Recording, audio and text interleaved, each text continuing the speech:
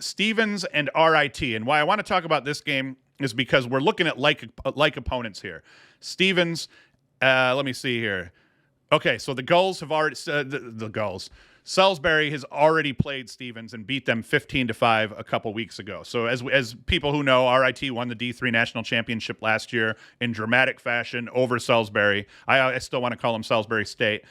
But anyway, they have a bunch of like opponents this year. So even though it's not an exact science when you're comparing like opponents, it at least gives us something to talk about, and it lets us start to kind of gauge the top teams in D3, especially the last two participants in the NCAA tournament last year, or the NCAA finals last year.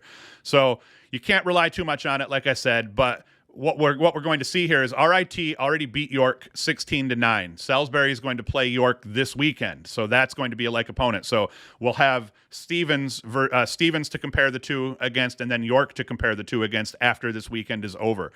And then Salisbury also plays Geneseo soon. RIT will play them in 5 or 6 weeks. That's going to be a bloodbath. Geneseo is going to get the doors blown off of them here right off the bat. Now, Luke Pilcher, he's went 5-1 in the win over York. He's got 12 goals and 3 assists over the first game, over the first few games for the Tigers here. And then Clifford Gaston, 8-6.